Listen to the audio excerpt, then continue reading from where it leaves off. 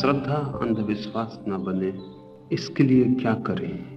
पहली बात, श्रद्धा के परिणाम से निर्णित होता है कि श्रद्धा श्रद्धा है या अंधविश्वास है। आप किसी पर श्रद्धा करते हैं, वो आदमी गलत भी हो सकता है, वो श्रद्धा का पात्र ना भी हो, ये भी हो सकता है। अगर ऐसे आदमी पर आप श्रद्धा करते हैं तो लोग कहेंगे ये अंधश्रद्धा है। आप अंधे हैं, आपको दिखाई नहीं पड़ता कि वो आदमी गलत है। अगर आप ऐसे किसी सिद्धांत पर श्रद्धा करते हैं जिसके लिए वैज्ञानिक कोई प्रमाण नहीं है, तो लोग कहेंगे ये अंधश्रद्धा है। मेरी परिभाषा अलग है। कोई सिद्धांत वैज्ञानिक है या नहीं, ये बहुत महत्वपूर्ण नहीं है। अगर उस सिद्धांत पर श्रद्धा के कारण आपका जीवन वैज्ञानिक होता जाता हो, अगर उस श्रद्धा के कारण आप रूपांतरित होते हो, अगर वो श्रद्धा आपको शुभ और सत्य की दिशा में गतिमान करती हो, तो श्रद्धा है। और वो सिद्धांत कितना ही वैज्ञानिक हो, लेकिन उस पर भरोसा रखने से आपका जीवन और सड़ता हो, नीचे गिरता हो, तो अंधश्रद्धा है। जिस व्यक्ति पे आप श्रद्धा करते हैं वो ठीक हो या गलत हो, ये असंगत है, निष्प्रयोजन है, इर्रेलेवेंट है। वो गलत ही हो और उस पर श्रद्धा आपको ठीक बनाती हो, उस पर श्रद्धा आपके जीवन को आनंद से, संगीत से, सौंदर्य से भरती हो, तो मैं इसे श्रद्धा कहूंगा।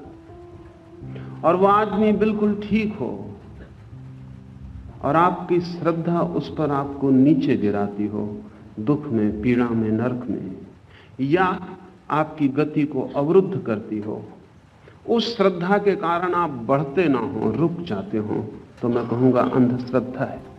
इसका अर्थ ये हुआ कि श्रद्धा कैसी है, ये श्रद्धा करने वाले पर निर्भर है। श्रद्धा ऑब्जेक्टिव, वस्तुगत नहीं है, विषयगत नहीं है, विषयीगत है, सब्जेक्टिव है। एक पत्थर की मूर्ति में आप श्रद्धा करते हैं। अगर ये श्रद्धा आपके भीतर नए फूलों को खिलने में सहयोगी होती है, तो मैं कहूंगा सम्यक श्रद्धा है। और खुद भगवान ही आपके सामने खड़े हों और आप उनमें श्रद्धा रखते हो, लेकिन वह आपको अंधेरे की तरफ ले जाती हो, तो मैं कहूंगा वो अंधविश्वास है। मेरा फर्क समझ लें। किस पर आपका विश्वास है ये महत्वपूर्ण नहीं है, निर्णायक नहीं है। आपका विश्वास आपके लिए क्या करता है, यही महत्वपूर्ण है और निर्णायक है। तब हर आदमी तौल सकता है कि उसकी श्रद्धा श्रद्धा है या अंधविश्वास है। अगर आपके विश्वास आपको कहीं भी नहीं ले जाते और आप जहां थे वहीं सड़ते रहते, तो वे अंधविश्वास है। क्योंकि श्रद्धा तो एक आग है, वह आपको जला देगी और बदल डालेगी। आग में हम डालते हैं सोने को, तो जो कचरा है वो जल जाता है, सोना बच जाता है। आग सच्ची है या झूठी, इसका और क्या सवाल सोना पूछ सकता है। सोना यही देख ले कि उसके भीतर जो कचरा था वो जल गया, वो निखर के स्वर्ण होकर बाहर आ गया, तो आग सच्ची थी। आग को जानने का सोने के लिए और उपाय भी क्या है? और अगर कचरा सब बचा हुआ साथ रह गया है तो आग झूठी थी। आप इसकी फिक्र मत करना कि किस पे आपकी श्रद्धा है, आप इसकी फिक्र करना कि आपको जो श्रद्धा है वो आग है या नहीं, वह आपको बदलती है या नहीं बदलती है। ये बड़े मजे की बात है। और इसलिए कई बार ऐसा होता है कि श्रद्धा जिस पर आपकी है वो शायद पात्र ना भी हो, लेकिन आप पात्र हो जाते हैं श्रद्धा के कारण। और रोज ऐसा होता है कि जिस पर आपकी श्रद्धा है वो पूरा पात्र है, लेकिन आपकी जिंदगी में कोई अंतर नहीं पड़ता, कोई क्रांति घटित नहीं होती, आप अपात्र ही रह जाते। मगर हम सब यही सोचते हैं कि जिसमें हमारी श्रद्धा है वो ठीक है या नहीं। आप सोचें दूसरे छोर से, जिसकी श्रद्धा है वो ठीक है या नहीं। आपकी श्रद्धा आपको भयभीत करती हो, अंधविश्वास है। आपकी श्रद्धा आपको अभय करती हो, श्रद्धा है। आपकी श्रद्धा आपको घृणा और क्रोध और वैमनस्य से भरती हो, अंधविश्वास है। आपकी श्रद्धा करुणा बन जाती हो, श्रद्धा है। अपने से तौलना और कोई दूसरा उपाय नहीं। जो दूसरे से तौलने चलेगा उसे कभी भी कोई पात्र मिलने वाला नहीं है जिस पर वो श्रद्धा कर सके। कभी भी कोई पात्र मिलने वाला नहीं जिस पर वो श्रद्धा कर सके। और जो अपने से सोचना शुरू करेगा उसे चारों तरफ पात्र ही पात्र मिल जाएंगे जिन पर श्रद्धा की जा सके। श्रद्धा ही चुकाती है। किस पर की है यह महत्वपूर्ण नहीं है, की है, इसलिए क्रांति घटित होती है।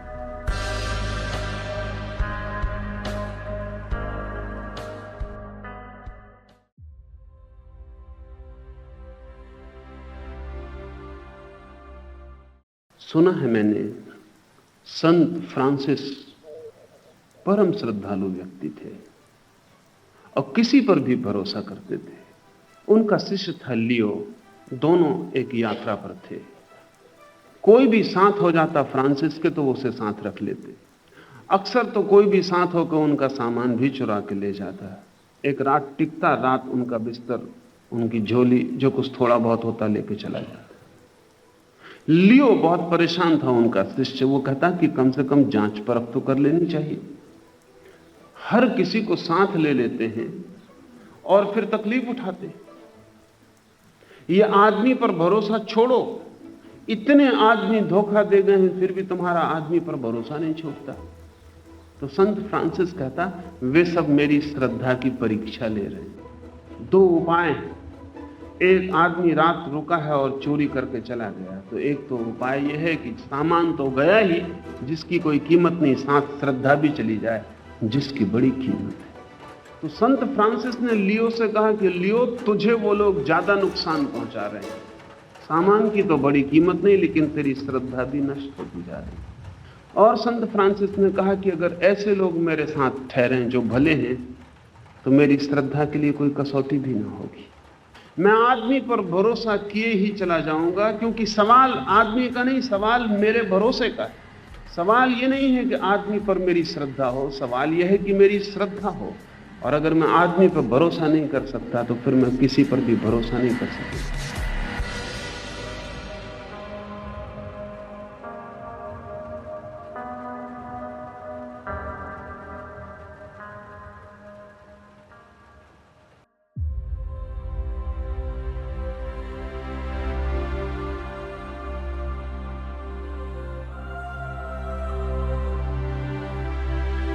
श्रद्धा मूल्यवान है। पत्थर पर है या परमात्मा पर, यह गौण। पत्थर पर भी हो सकती है और तब पत्थर भी परमात्मा का काम देने लगता है। अंधविश्वास नपुंसक श्रद्धा है, उससे कुछ भी नहीं होता। उसे हम रखे रहते हैं मस्तिष्क के कोने में, वो किसी काम की नहीं है, उसका कोई उपयोग नहीं। इतने लोग ईश्वर में भरोसा करते हैं, ये भरोसा झूठा होना चाहिए, क्योंकि अगर इतने लोग सच में ही ईश्वर में भरोसा करते हैं तो ये जगत इतना कुरूप नहीं हो सकता जितना कुरूप है। अगर इतने लोग सच में ही ईश्वर में भरोसा करते हैं तो इनकी जिंदगी में जो सुगंध, जो सुवास आनी चाहिए, उसका तो कहीं कोई पता नहीं चलता, सिर्फ दुर्गंध आती है। ये भरोसा झूठा है, ये भरोसा ऊपरी है, ये भरोसा दिखाऊ है। तो इसे मैं कहूंगा अंधविश्वास।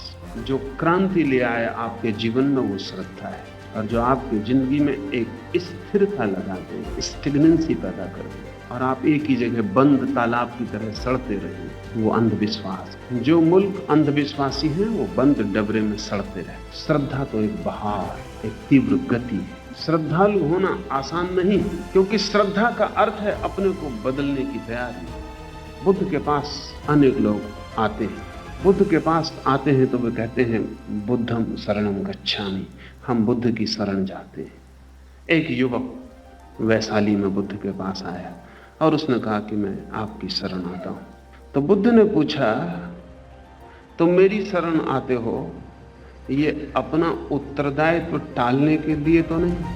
ऐसा तो नहीं है कि अब से तुम समझो, अब से तुम्हारी कृपा से कुछ हो तो ठीक है। अगर ये शरण में आना सिर्फ दायित्व टालना हो तो तुम शरण नहीं आते, मेरे सिर पड़ते। और अगर ये शरण में आना सिर्फ एक आंतरिक क्रांति की शुरुआत हो तो ही सार्थक है।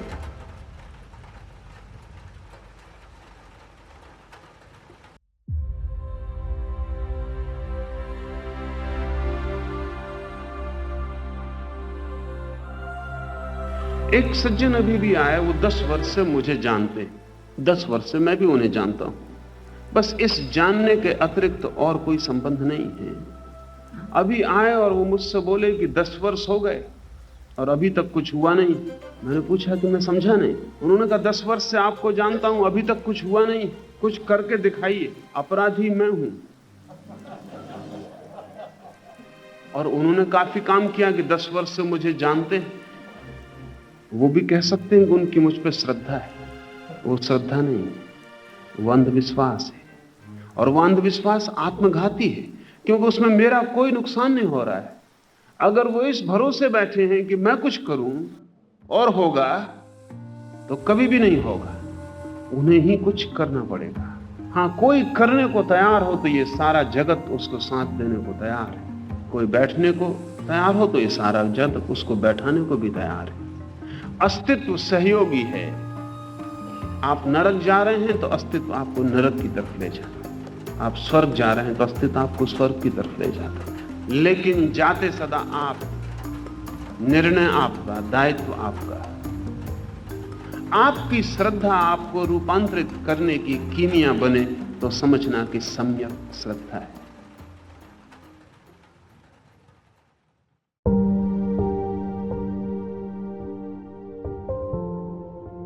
प्रत्येक कर्म का फल तत्काल मिल जाता है।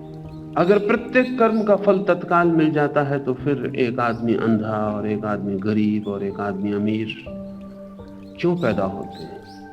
अगर तत्काल फल मिल जाता है तो फिर जन्म जन्म में भेद क्यों पड़ता है? ये भेद का कारण समझ लें। फल तो तत्काल मिलता है, फिर भी भेद पड़ता है। और भेद इसलिए पड़ता है कि तत्काल मिले हुए फल का जो इकट्ठा जोड़ है वो आप है। उसका जोड़ कहीं किसी ईश्वर के हाथ में नहीं है, वो जोड़ आप है। आप जो भी एक जिंदगी में करते हैं उस सब का परिणाम है। आपने एक जिंदगी में 1000 बार क्रोध किया तो आप वही आदमी नहीं हो सकते जिसने एक भी बार क्रोध नहीं किया। 1000 बार क्रोध किया, 1000 बार आपने फल पाया। जिस आदमी ने एक भी बार क्रोध नहीं किया उसने एक भी बार फल नहीं पाया।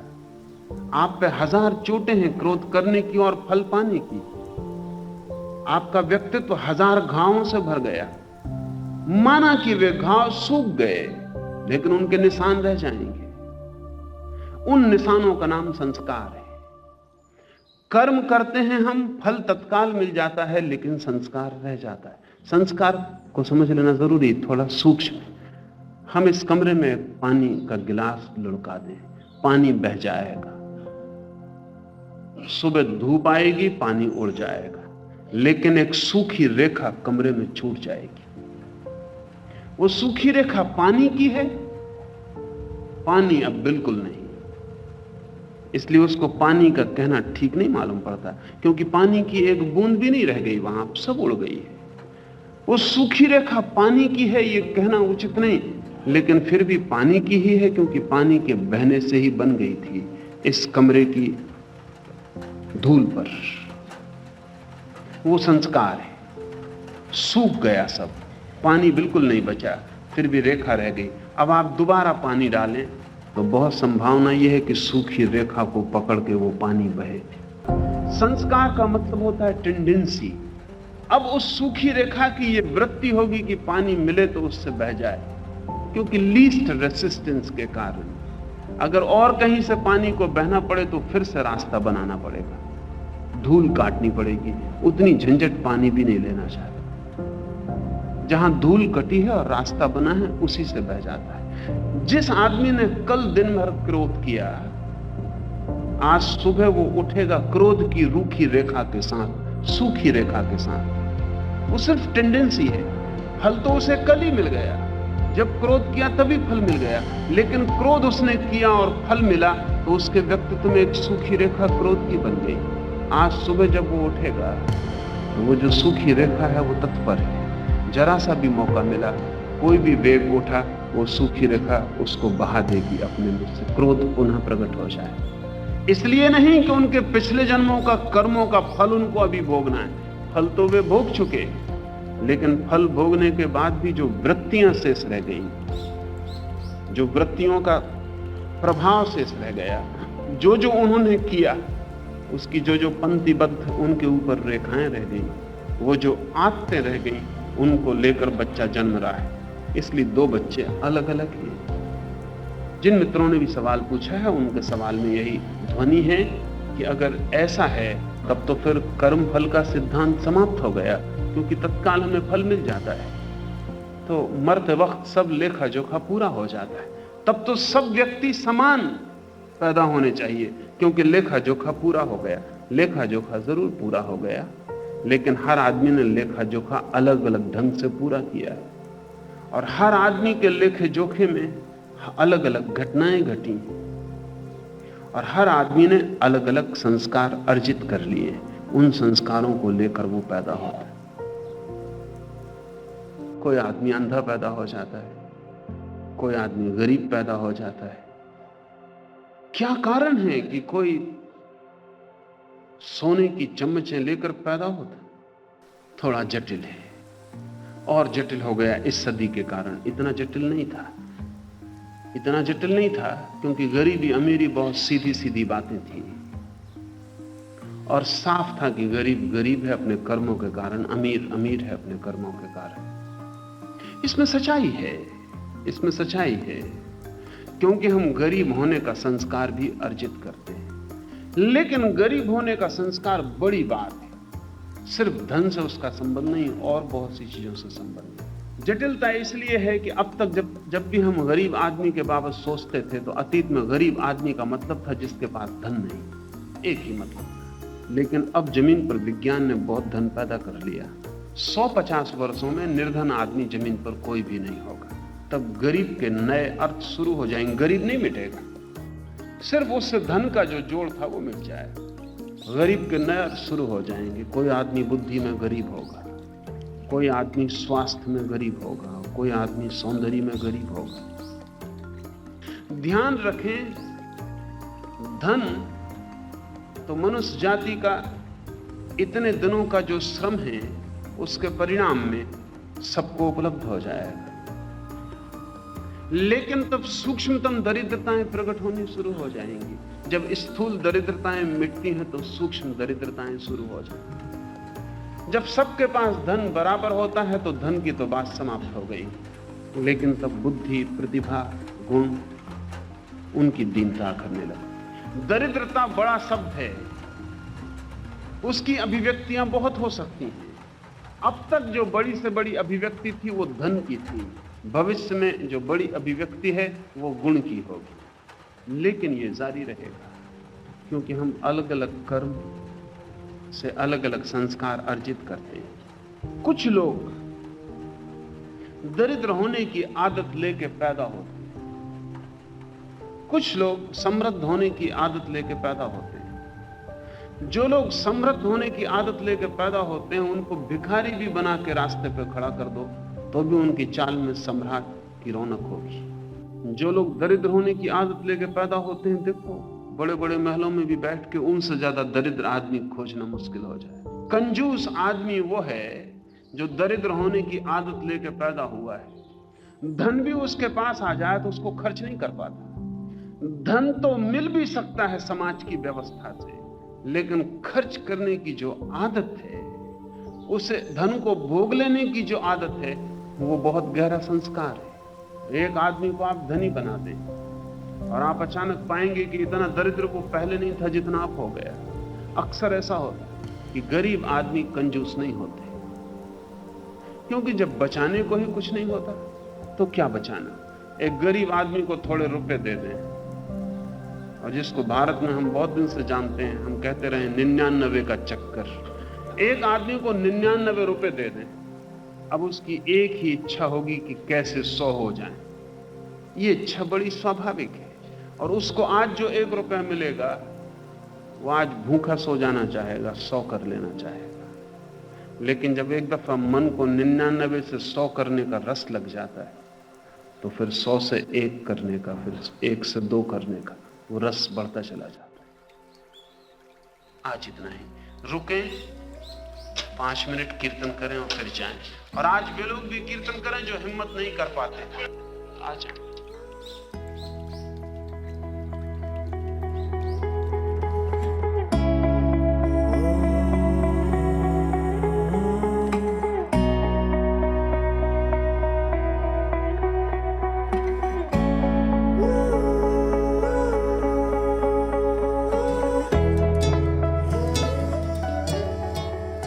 I have loved reading from my very childhood. My own personal library consisted of 150,000 rare books of all the religions, philosophies, poetry, literature, and I have read all of them, but with no purpose. I enjoyed it.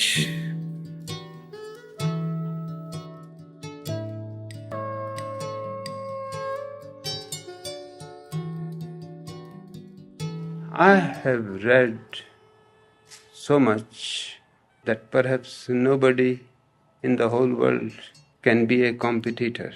In fact, it is difficult to mention a name of any book that I have not read. And I was reading continuously, but then I got my own truth, and all those books started seeming rubbish. Slowly, they became meaningless. Once in a while, one book may turn out to have some significance. But 5 years before I stopped it, it was too much. You read 100 books, and one book sometimes turns out to be of any meaning, and that too is not going to increase my consciousness, my being.